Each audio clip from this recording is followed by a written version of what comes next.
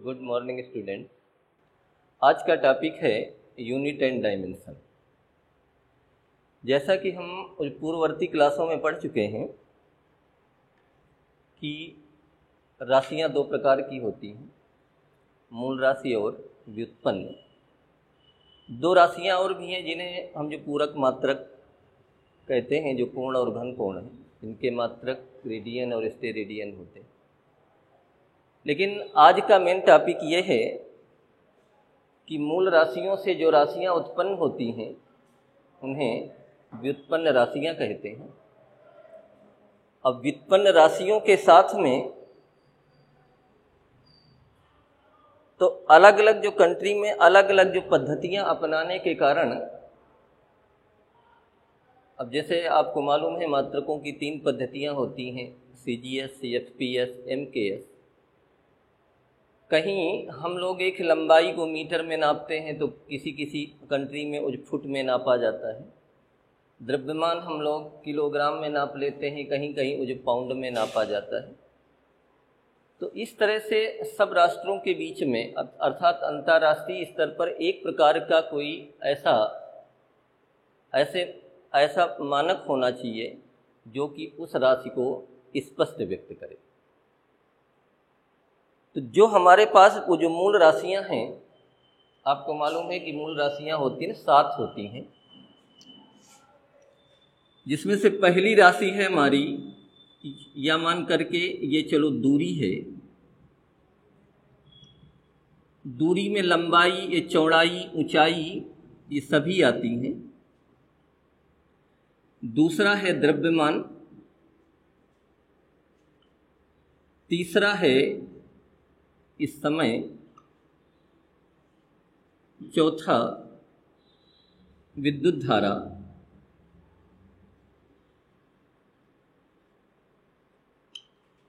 पांचवें में ले सकते हो ताप, छठवें में ज्योति तीव्रता,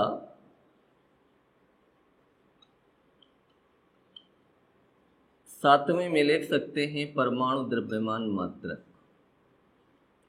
परमाणु द्रव्यमान मात्रक। तो अब एक बात आपको बता दूं कि इन राशियों की जो विमा होती है, दूरी की विमा को हम L से लिख करके वर्ग ब्रैकेट में बंद कर देते हैं। द्रव्यमान को M से लिख करके, समय को T से लिख करके, विद्युत धारा को A से लिख करके, ताप को थीटा आब्लिक में चाहे K लगा सकते हो, ज्योति तीव्रता की CD और इसका केवल मोल बना। तो इस प्रकार से इन जो विमाओं के द्वारा और भी बातें आप जो है उपयोग में ला सकते हो। अब जैसे कहीं पर L लिखा है तो इसका मतलब है कि ये दूरी का है। द्रव्यमान है, M लिखा है तो द्रव्यमान है, T है तो समय है, A है एम्पियर विद्युत धारा का है। तो इस प्रकार से इन विमाओं के द्वारा ऐसा होता है। अब आप मतलब इसमें मान करके ये चलो कि जितनी भी व्युत्पन्न राशियों के मात्रक यदि आपको ज्ञात करना है तो इन्हीं के द्वारा हम व्युत्पन्न मात्रक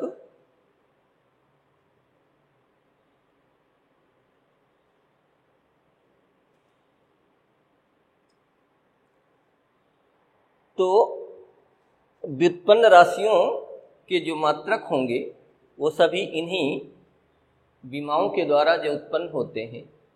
तो आज जो कुछ जरा व्युत्पन्न मात्रक की भी चर्चा कर लेते हैं।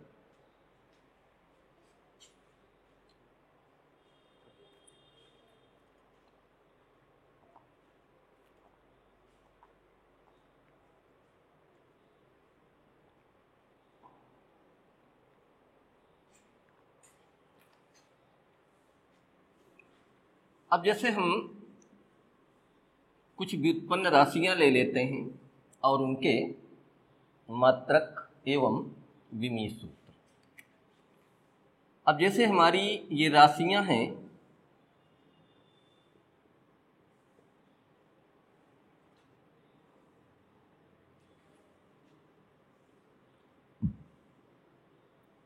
ये इनके मात्रक हो जाएंगे, ये इनके विमीय सूत्र हो जाएंगे। अब जैसे बात करते हैं, एक है हमारा क्षेत्रफल।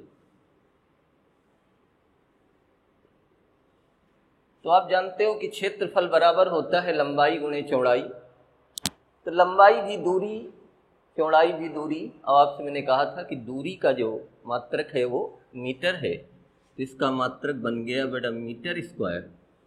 मीटर की विमा एल होती है, तो ये आपका एल स्क्वायर हो।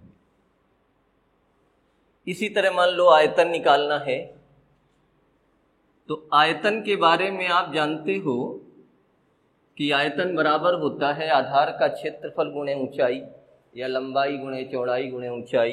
तो ये आ जाएगा बेटा मीटर क्यूब, इसकी विमा हो जाएगी एल क्यूब। इसके बाद आता है तीसरा, मान लो हम निकालना चाहते हैं घनत्व। तो घनत्व बराबर होता है द्रव्यमान बटे आयतन। तो द्रव्यमान का मात्रक बेटा किलोग्राम मीटर, किलोग्राम मीटर की पावर -3। तो इसकी जो विमा बन जाएगी m l की पावर -3। तो इसी प्रकार से आप मतलब इन MLTA के पदों में जितने भी व्युत्पन्न राशियां निकालना चाहो। अब जैसे मान लो हम बात कर लेते हैं चाल या वेग की। तो चाल या वेग बराबर होता है दूरी बटे समय। तो दूरी का मात्रक मीटर, समय का मात्रक सेकंड। तो मीटर सेकंड इनवर्स, मीटर की विमा एल, सेकंड की टी इनवर्स। तो इस प्रकार से ये आप इनके बारे में निकाल सकते हो। अब इसी तरह हम निकाल सकते हैं बेटा त्वरण का। आप जानते हो कि त्वरण, वेग परिवर्तन की दर को त्वरण कहते हैं। तो इसका मात्रक बनेगा मीटर सेकंड की पावर -2। तो ये बन जाएगा LT की पावर -2। अगला हो गया बल। बल बराबर जानते हो द्रव्यमान गुणे त्वरण। द्रव्यमान का मात्रक किलोग्राम मीटर सेकंड की पावर -2, यह हो गया किलोग्राम की विमा m, मीटर की l, MLT की पावर -। इसी तरह जितनी भी राशियां हों तो उनके आप अन्य मात्रक निकाल सकते हो। अब जैसे थोड़ा सा कुछ नियतांक देख लेते हैं। जैसे एक यदि हमें आता है गुरुत्वाकर्षण नियतांक। गुरुत्वाकर्षण नियतांक जिसे हम कैपिटल G से व्यक्त करते हैं।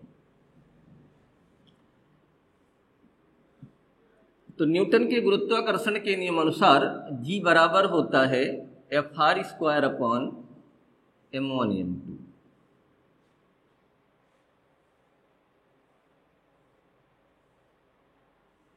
तो G का मात्रक आप जानते हो, F का मात्रक बना न्यूटन, दूरी का मात्रक मीटर स्क्वायर, m1 m2 ये भी किलोग्राम और ये भी किलोग्राम। 1 और 2 तो केवल अपने सांकेतिक भाषा समझने के लिए लिख लेते हैं। न्यूटन की विमा बल की MLT की पावर -2, मीटर की भी बड़ा L स्क्वायर, किलोग्राम की बड़ा m और m। तो m से m कैंसिल हो गए, तो आपका m ऊपर पहुंचेगा तो m inverse L cube T की पावर -।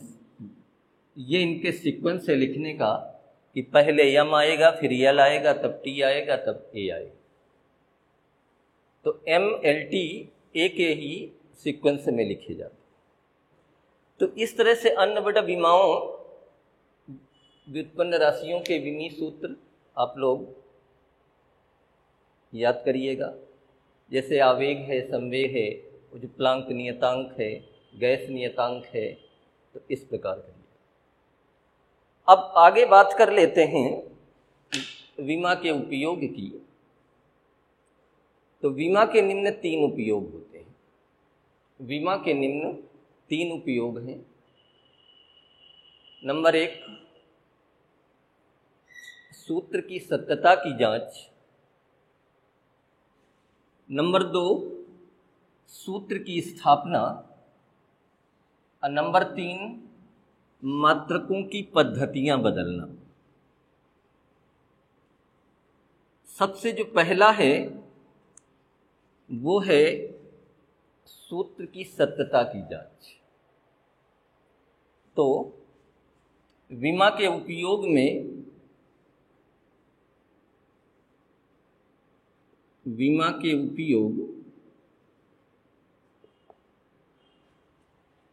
तो बड़ा नंबर 1 है सूत्र की सत्यता की जांच। सूत्र की सत्यता की जांच। अब बेटा सूत्र की सत्यता की जांच के लिए क्या करते हैं? दोनों पक्षों की विमाएं रखते हैं। दोनों पक्षों के विमीय सूत्र रख देते हैं। यदि दोनों पक्षों के विमीय सूत्र समान होंगे तो विमा की दृष्टि से यह सूत्र सत्य होगा, और यदि दोनों पक्षों के विमीय सूत्र असमान होंगे तो ये सूत्र असत्य होगा। मतलब आपको जो कुछ नहीं करना, आपको सिर्फ दोनों पक्षों की विमाएं रख देना है। यदि आपको बराबर लगे तो सत्य समझना, बराबर ना लगे तो समझ लेना सत्य हो। अब जैसे मैं एग्जाम्पल के तौर पर आपको एक देता हूं प्रश्न। ये है, आप लोगों ने गति का दूसरा समीकरण पढ़ा होगा, s बराबर हाफ AT² की सत्यता की जांच। बेटा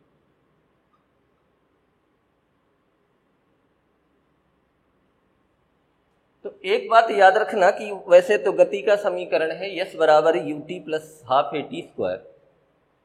आपको बता दूं समशीलता संबंध से, या मतलब ये समझ लो कि जो सजातीय पद होते हैं वही सिर्फ जुड़ते और घटते हैं।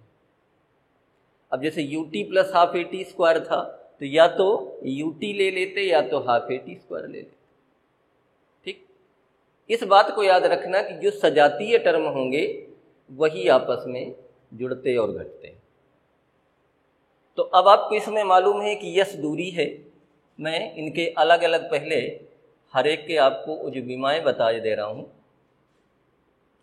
कि एस की जो विमा है, एस है बेटा दूरी, तो यल लेंगे। 1/2 ये संख्यात्मक मान है, इसकी कोई भी विमा नहीं होगी। ए होगा त्वरण, जिसकी विमा LT⁻² है, और T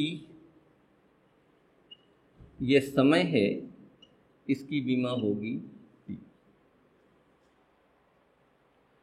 तो अब जो दोनों पक्षों की विमाएं रखो, दोनों पक्षों के विमीय सूत्र रखने पर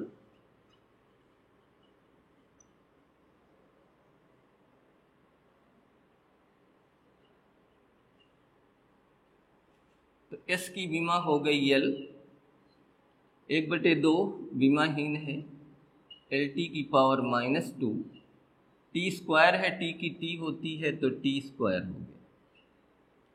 तो L इक्वल टू ये बचा बेटा LT⁻0, लेकिन चूंकि T⁻0 इक्वल टू 1, यदि किसी संख्या की घात 0 हो जाए तो उसका मान 1 होता है, तो ये आ गया L इक्वल टू L। तो इसमें आप लोग इस बात को ध्यान से देख रहे होंगे कि चूंकि दोनों पक्षों में L आ रहा है, अर्थात विमा समान है। विमा समान होने की वजह से ये सूत्र सत्य है। यदि दोनों पक्षों की विमाएं असमान होती, मतलब एक वो रियल होता दूसरी शायद और कुछ होता, तो फिर ये जो है सूत्र सत्य नहीं होता। तो एक तो उपयोग ये हो गया। इसी प्रकार कोई भी आप सूत्र ले करके आप उसमें क्या करोगे, सूत्र की सत्यता की जांच करने के लिए,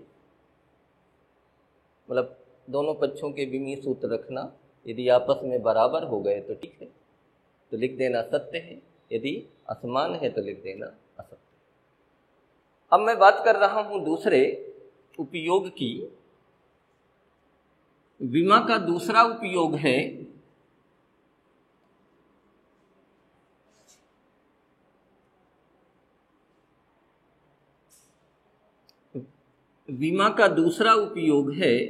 सूत्र की स्थापना। सूत्र की स्थापना ये है, विमा का दूसरा उपयोग है सूत्र की स्थापना। तो सूत्र की स्थापना में कुछ आपको पहले से एक दो बातें बता दूं कि सूत्र की स्थापना आपको न्यूमेरिकल रूप से भी दी जा सकती है या डायरेक्ट जो फार्मूला भी दिया जा सकता है। अन्यथा जैसे एग्जाम्पल के तौर पर समझ लो, ऐसा भी हो सकता है कि कोई सूत्र आपको लिख करके ये पूछ बैठे कि विमा की दृष्टि से दिखाइए कि ये सूत्र असत्य है या सत्य है। और ये भी कह सकता है कि ये राशि जो है इन राशियों पर निर्भर करती है, विमा की दृष्टि से जो है सूत्र की स्थापना कीजिए। अब जैसे मानिए एक चीज कि अब जैसे दिया है इसमें कि सरल लोलक का आवर्तकाल T बराबर 2πL/G। दिखाइए कि विमा की दृष्टि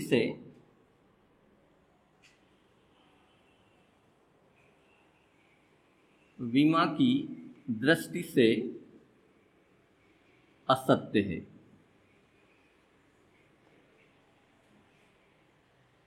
और यदि ये असत्य है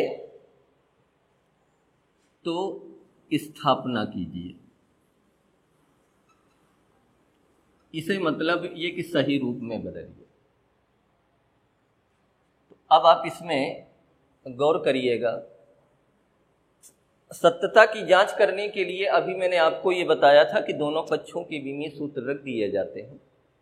आप जानते हो टी यहाँ आवर्तकाल है, तो टी की विमा टी ही है। 2π विमाहीन है क्योंकि नियतांक है। एल दूरी है तो एल हो गया, जी का LT की पावर -2 हो गया, तो ये आ गया T = T²। अर्थात दोनों पक्षों की विमाएं असमान है, एक और T है एक और T² है, अतः सूत्र असत्य है। तो अब इस प्रकार से आप सत्यता की जांच एक कर सकते हो। अब हमें स्थापना करनी है, तो स्थापना करने के लिए ध्यान रखिएगा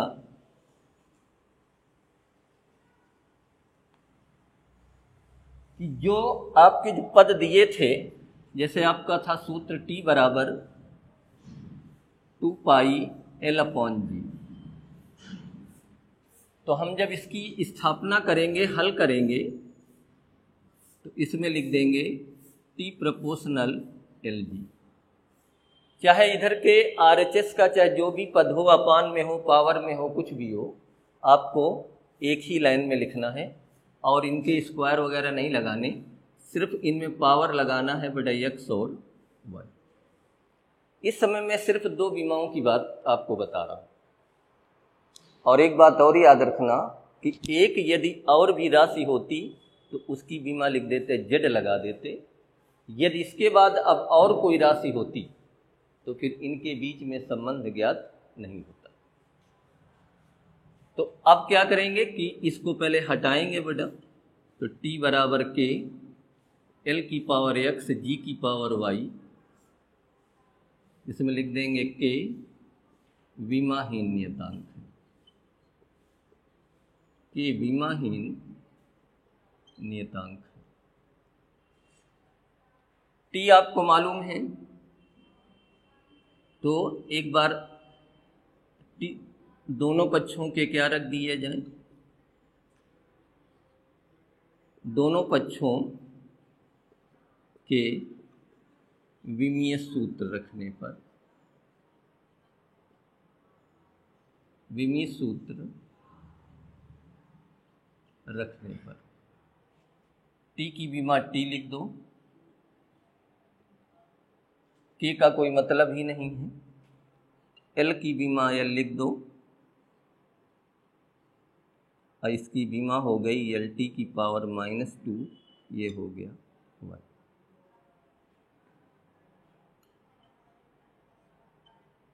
तो L की power x plus y t की पावर -2 है। अब जो घातों की तुलना करेंगे,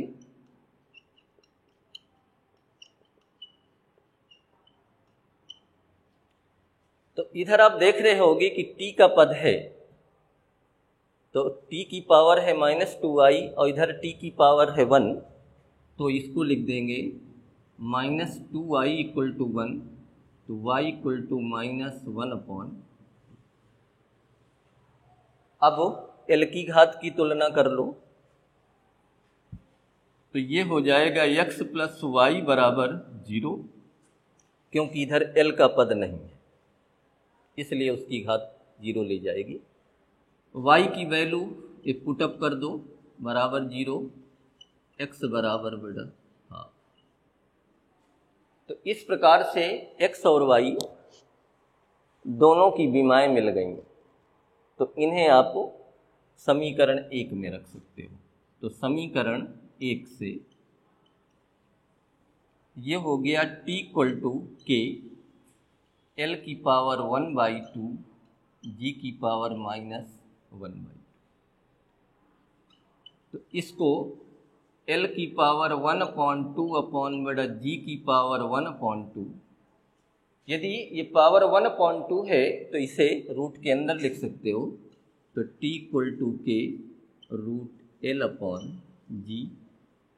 अब सीधा आकर के गिरते हैं कि विमा का ये दोष है, विमा का ये दोष है कि ना ये मतलब किसी नियतांक को लगा सकती है और ना किसी नियतांक को हटा सकती है। तो अब आपका जैसा k की जगह में नियतांक 2 पाई दिया था, तो उसे आप लिख सकते हो इस प्रकार, ये बना t बराबर 2 पाई √l/g, ये शुद्ध रूप है। तो इस प्रकार से आपके पास एक था सूत्र की सत्यता की जांच, ये इसका उपयोग था। दूसरा मैंने बताया सूत्र की स्थापना। अब जैसे इसी में एक और ये समझ लो, जैसा मैं कह रहा था कि 3 से अधिक विमाओं का संबंध ज्ञात नहीं हो सकता, तो एक मैं आपको दूसरा एग्जाम्पल दे रहा हूं। जैसे कि एक समान वृत्तीय गति करते हुए उस कण पर लगने वाला अभिकेंद्र बल कण के द्रव्यमान m, वेग v और मार्ग की त्रिज्या r पर निर्भर करता है। विमा की सहायता से सूत्र की स्थापना कीजिए। तो आपसे मैंने कहा कि अभिकेंद्र बल F कण के द्रव्यमान m, वेग v, मार्ग की त्रिज्या r पर निर्भर करता है। निर्भर करने का मतलब इसमें से प्रोपोर्शनल लगा। तो अब क्या करते हैं, आपसे मैंने कहा था कि इनके ऊपर विमाएँ लगाएंगे घात, तो x, y और z। अब यदि एक राशि और होती तो फिर लिख देते कि विमा के द्वारा इसका संबंध ज्ञात नहीं हो सकता। अब प्रोपोर्शनल को हटाओ, f बराबर k m की पावर x v की पावर y r की पावर z। इसमें लिख देंगे कि k विमाहीन नियतांक है, k विमाहीन नियतांक है। अब जो दोनों पक्षों की विमाएं रखेंगे, दोनों पक्षों के विमीय सूत्र लिखने पर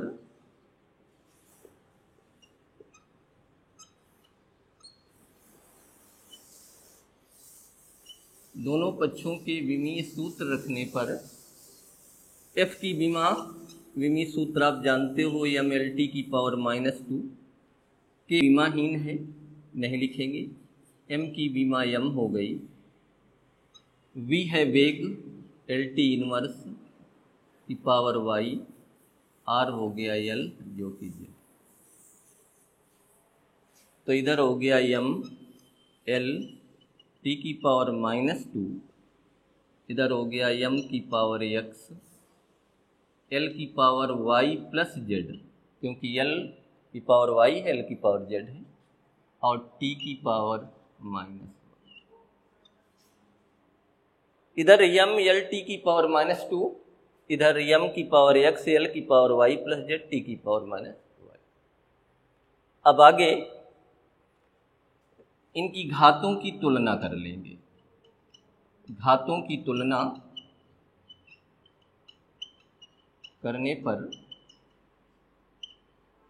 तो m से m की पावर की घात तुलना करेंगे, l से l की करेंगे, t से t की, तो जिनमें पहले सिंगल पद हैं उनको कर लेते हैं। तो m की घात x है, इधर m की पावर 1 है, तो ये आ गया x बराबर 1। इसी प्रकार t में देखो, t की पावर -y है, इधर t की पावर -2 है, तो ये हो गया -y = -2 y = 2। अब l की जो कंपेरिजन कर लेते हैं, इधर y प्लस z है, इधर 1 है, तो y प्लस z बराबर 1। तो y की value 2 plus z = 1, z = 1 - 2, z = -1। तो इस प्रकार x, y और z तीनों जो ये घातें थी ना विमाएं, उनके मान हमें मिल गए, तो हम इन्हीं की वैल्यू इक्वेशन नंबर 1 में वो जो पुटअप कर देंगे। तो समीकरण 1 से ये हो जाएगा f = k m की पावर 1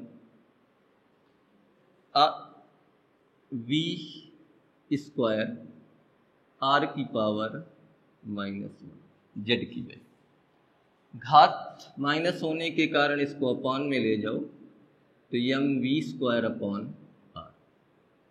आपसे मैंने कहा था कि विमा का ये दोष है कि ना ये किसी नियतांक को हटा सकती है न लगा सकती है, तो इसलिए यहाँ पर ये लिख दिया जाएगा कि k बराबर 1 रख दो।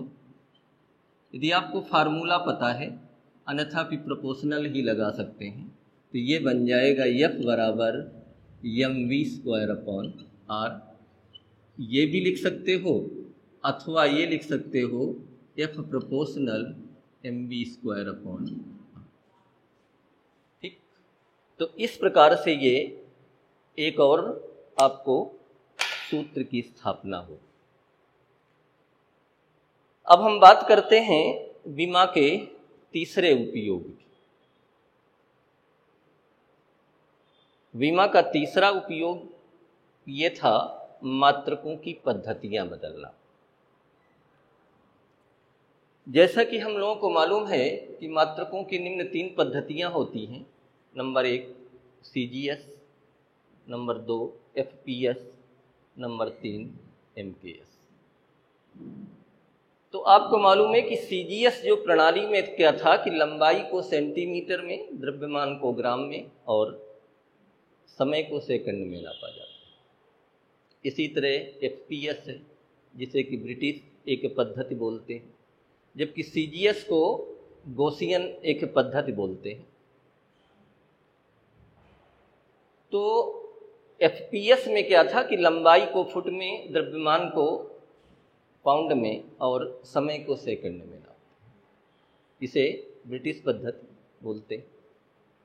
और एक तीसरी पद्धति है MKS, जिसका आविष्कार हुआ था फ्रांस में, लेकिन हमारे यहाँ भी उसका अधिक उपयोग होता है। इस पद्धति में लंबाई को मीटर में, द्रव्यमान को किलोग्राम में और समय को सेकंड में नापते। तो यदि एक राशि MKS में दी है, उसे CGS में बदलना हो तो उसके बारे में विचार वो करते हैं। देखो, तो विमा का तीसरा उपयोग है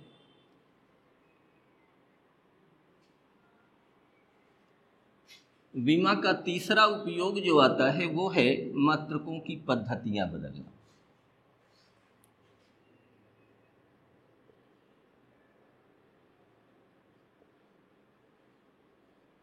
मात्रकों की पद्धतियां बदलना।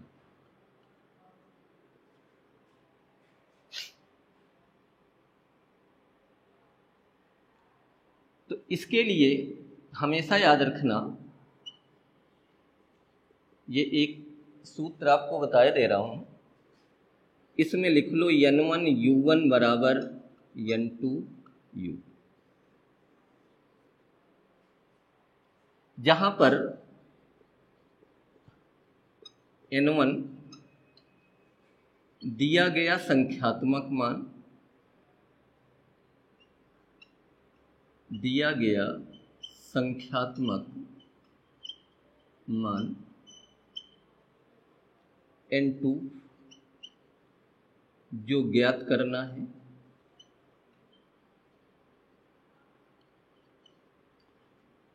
U1 विमीय सूत्र 1 के पदों में,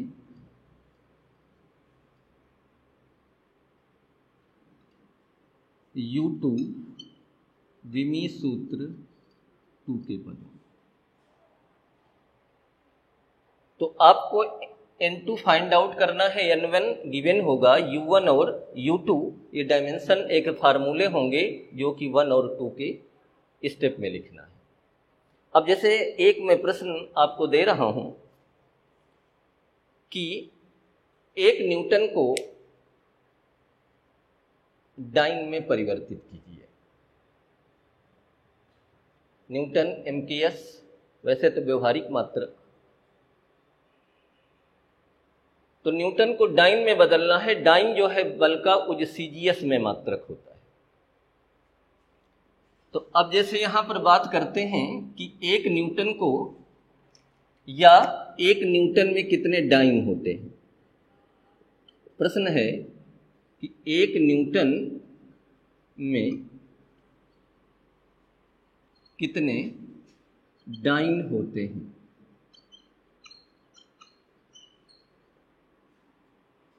तो आपके पास जो दिया है N1 के नाम पर, वो 1 न्यूटन है। आपको मालूम है कि ये जो न्यूटन राशि है, न्यूटन जो मात्रक है, ये बल का है। अब बल की विमा होती है, बल का विमीय सूत्र होता है ml T⁻⁻²। तो ये 1 m1 L1 T1 लगा दें। U2 जब निकालेंगे तो विमीय सूत्र यही रखना, सिर्फ इनमें 2 लगा देना, और N2 तो हमें बेटा फाइंड आउट ही करना है। तो अभी मैंने आपको एक जो सूत्र बताया था कि N1 U1 = N2 U2, इसी बेटा फार्मूले का जब हम आगे उपयोग करेंगे तो ये बन जाएगा N2 = N1 U1/U2। N1 की जगह 1, U1 का मान m1 l1 t1 की पावर -2 अपॉन u2 में m2 l2 t2 की पावर -2। तो इधर हो गया 1। जो सजातीय पद हैं उनको एक साथ लिख लो, m1 m2 l1 l2 लिख दिया।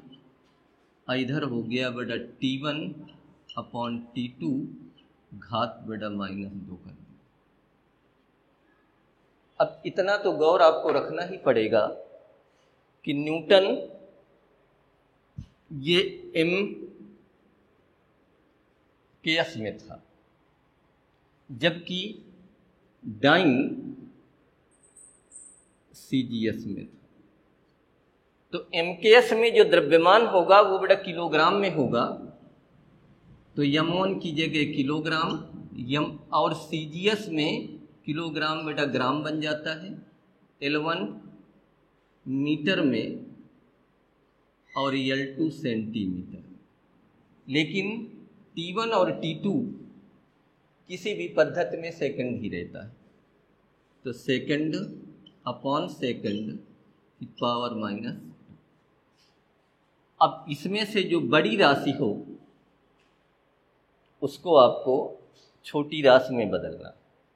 तो आप जानते हो कि एक जो किलोग्राम में 1000 ग्राम होता है।